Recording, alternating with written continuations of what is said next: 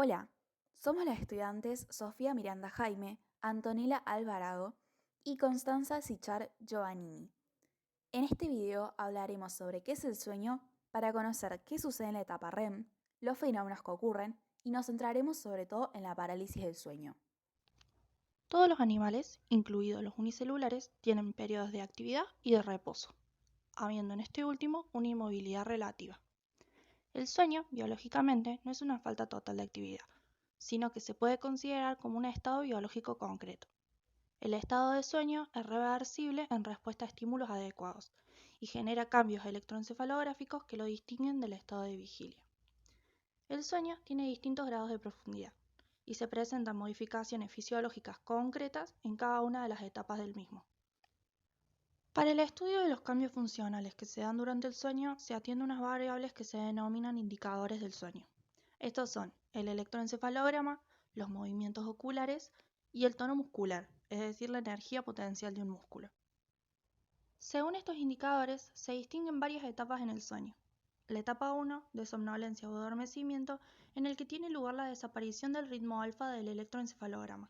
Hay tono muscular y no hay movimientos oculares, o si los hay, son muy lentos.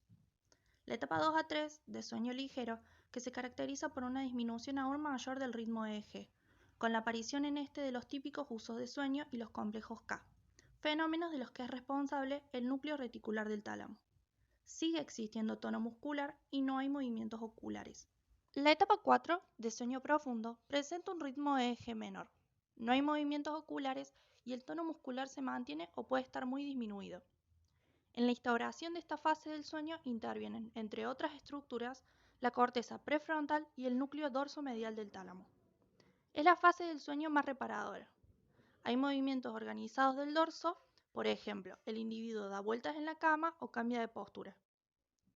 Las etapas 1 a 4 se denominan en su conjunto sueño no REM.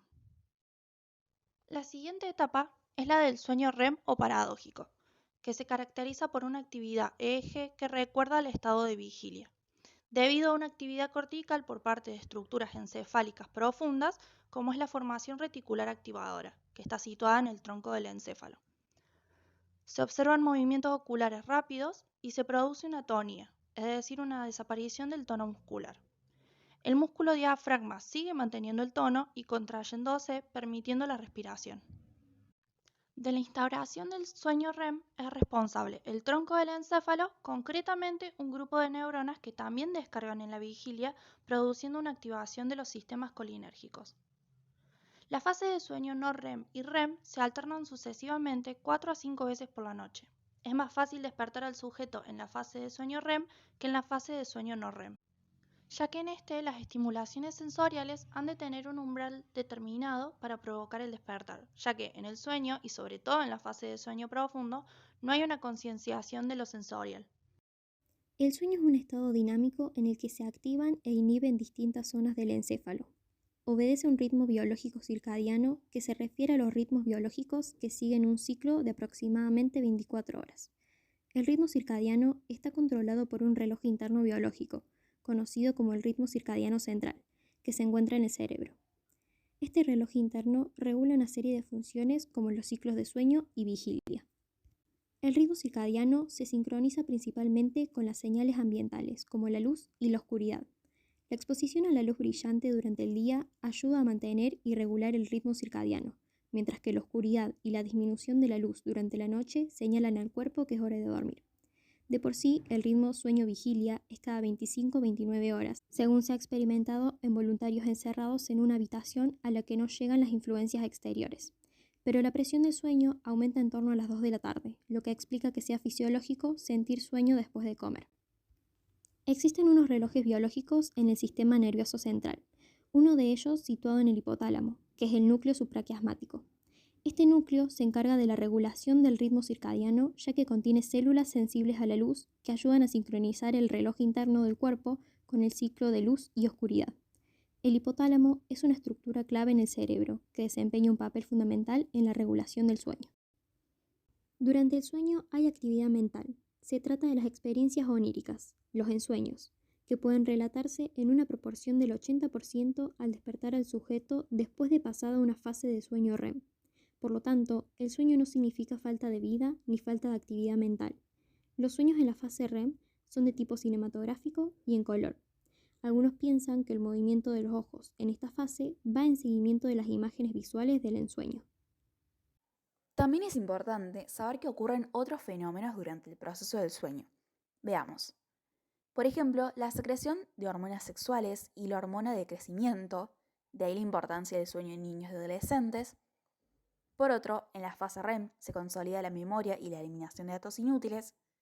Y por último, se sabe que conforme avanza la edad, el estado de vigilia aumenta mientras que el sueño REM disminuye.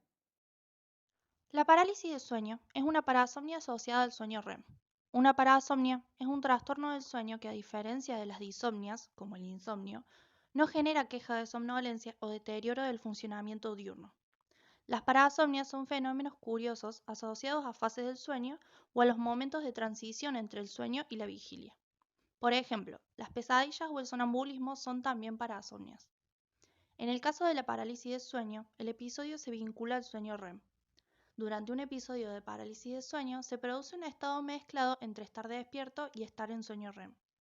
La persona mantiene la imposibilidad de moverse propia de esta fase, pero está consciente y puede, entre comillas, percibir cosas a su alrededor, aunque no puede moverse ni hablar. Lo anterior hace que la experiencia pueda experimentarse con sumo terror. La parálisis de sueño puede aparecer en el momento de dormirse o despertar. La imaginación típica de REM, que genera los ensueños, se puede activar durante la parálisis, generando experiencias sensoriales vívidas y alucinaciones. La parálisis de sueño suele durar pocos minutos hasta que desaparece sola, pudiendo la persona quedarse dormida o despertar. Los relatos de muchas personas con parálisis de sueño han permitido identificar 3 tipos de experiencias distintas. El factor intruso.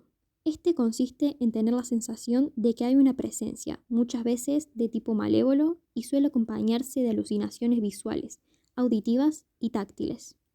Factor incubus.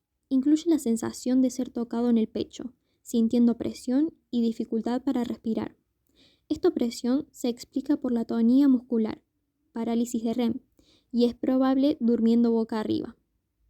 Factor de movimiento ilusorio.